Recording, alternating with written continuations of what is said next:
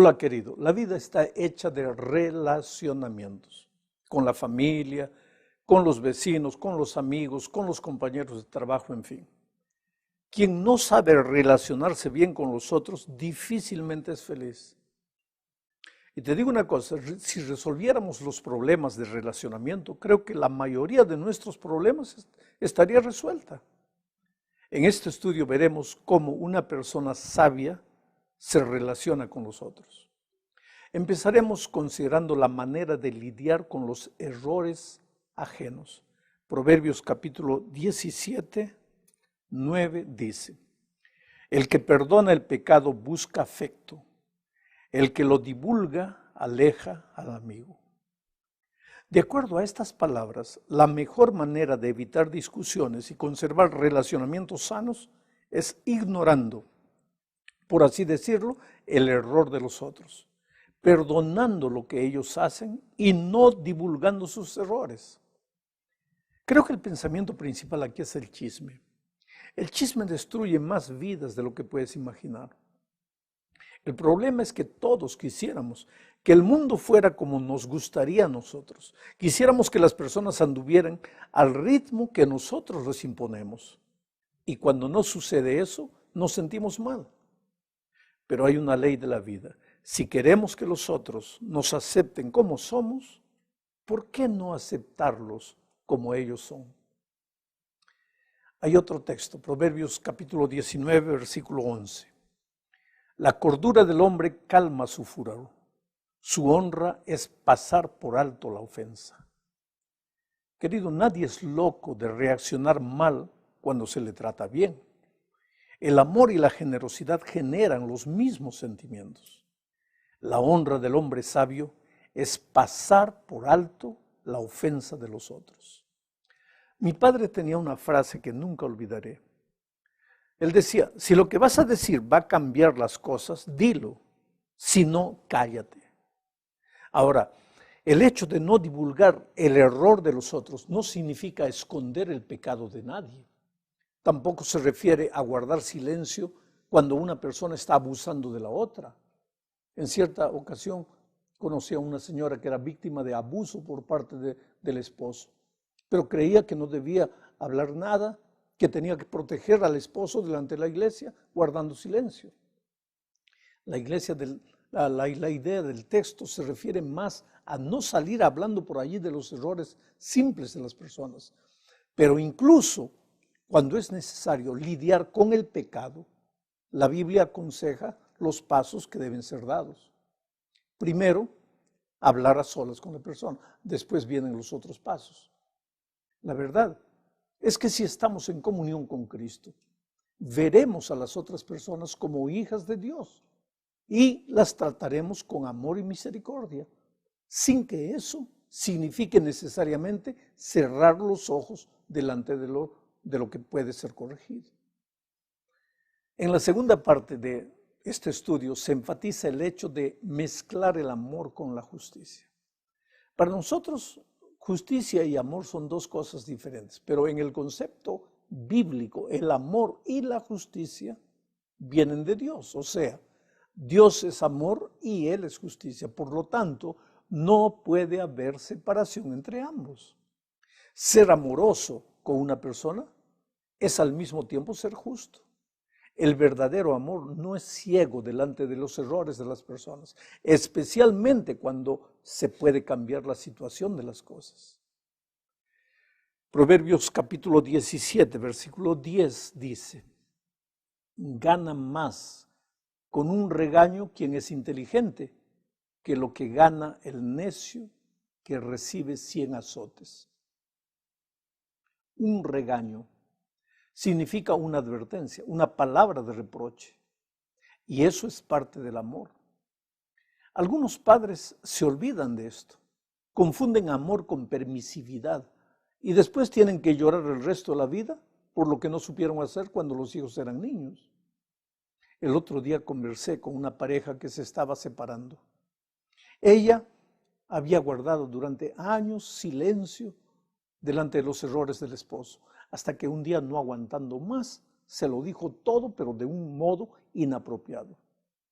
Cuando le pregunté a ella por qué no había dicho nada durante tantos años, me respondió que no quería arruinar su matrimonio. Y sin embargo, el matrimonio estaba arruinado, completamente arruinado. ¿Te das cuenta? El consejo de Salomón es que si tienes que decir algo, dilo con amor, pero dilo. La Biblia registra el caso de Jesús y de la mujer que fue encontrada en flagrante pecado. Jesús le dijo, yo no te condeno. Estas palabras expresaban el amor. Pero después le dijo, vete y no peques más. Estas palabras expresaban la justicia. Amor y justicia mezclados de una manera impresionante en la vida y en el ministerio de Cristo. Volvamos ahora a hablar del poder de las palabras. Esta es la tercera parte. El capítulo 18 de Proverbios habla de muchas cosas, pero principalmente del poder de las palabras. Las palabras son la expresión de los pensamientos y sentimientos y tienen un poder enorme, tanto para construir como para destruir a los otros. La mayoría de las veces no medimos el impacto que puede tener una palabra. Decimos cosas sin pensar, no nos damos cuenta de lo que decimos y mucho menos de las consecuencias que se generan a partir de una palabra o expresión negativa. Con las palabras podemos lastimar y ofender a los demás, afectando así las relaciones, el bienestar y la convivencia. Mira, aquellos momentos de discusión donde las personas están alteradas son generalmente los momentos donde decimos tonterías. Ahora, el hecho de medir las palabras no significa reprimir los sentimientos, ni dejar de expresar las opiniones. Todo se puede decir bajo los términos del respeto, siempre con un trato amable, amoroso y tranquilo. Lo que determina que una crítica, por ejemplo, sea constructiva o destructiva, es el cómo lo decimos, el tono de la voz, las palabras que se utilizan y los gestos que acompañan a las palabras son determinantes para que lo que decimos tenga algún efecto o no tenga. Proverbios 18:4 dice, los dichos del hombre son aguas profundas, pero la sabiduría es una fuente inagotable.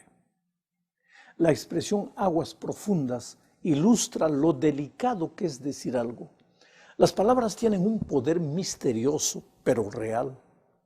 Conozco personas que quedaron heridas para el resto de la vida por una palabra dicha en un momento inoportuno. Pero conozco también personas cuya vida fue transformada por completo por una palabra dicha de una manera correcta y en el momento exacto.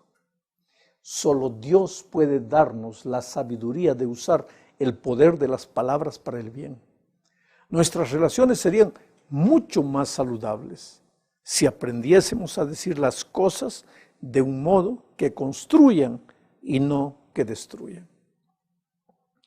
Vamos ahora a la cuarta parte de este estudio.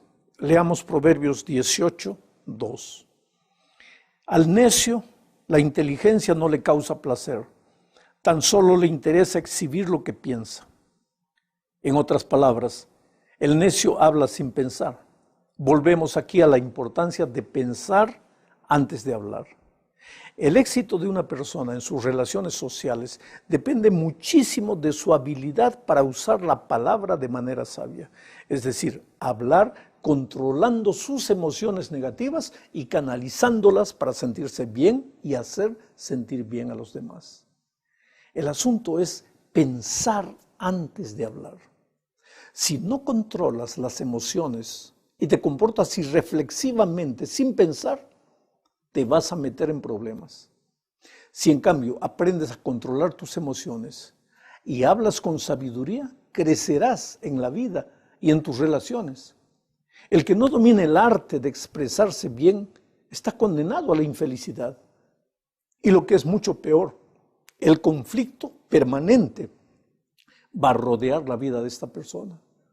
Lo que decimos y cómo lo decimos puede tener poderosos efectos en nuestras relaciones, acercándonos más de las personas o distanciándonos más de ellas.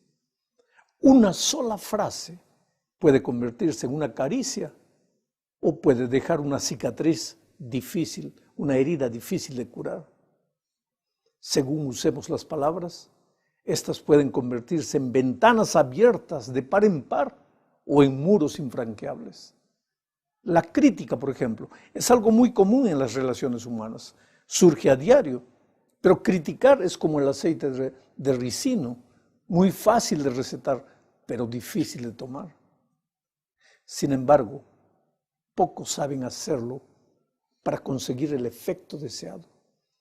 En vez de mejorar la situación o la conducta de alguien, la crítica empeorará la situación cuando es hecha sin amor de una manera inconveniente. Sabes, al observar la vida yo me doy cuenta que aunque hombres y mujeres hablamos el mismo idioma, eso no siempre significa que nos entendemos.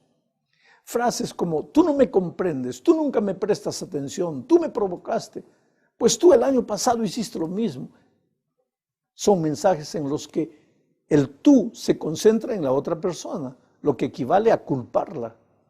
La solución está en decir lo que sientes en vez de emplear acusaciones contra el otro.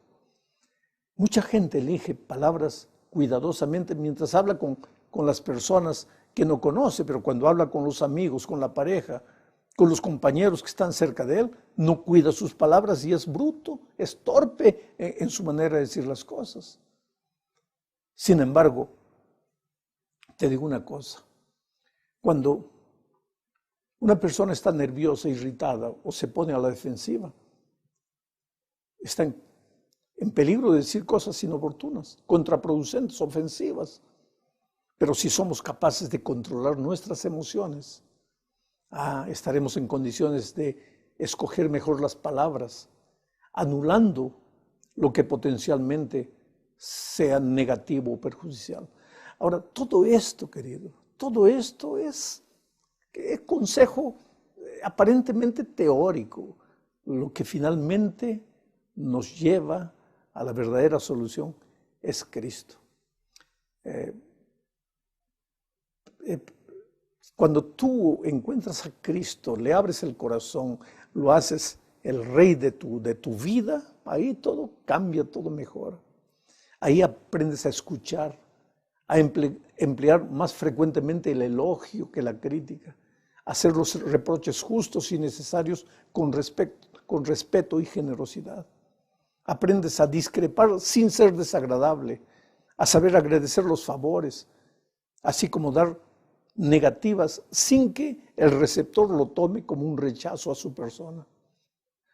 Pues todo eso es resultado de lo que Jesús hace en la vida de las personas. Por eso, el fin del discurso es Cristo.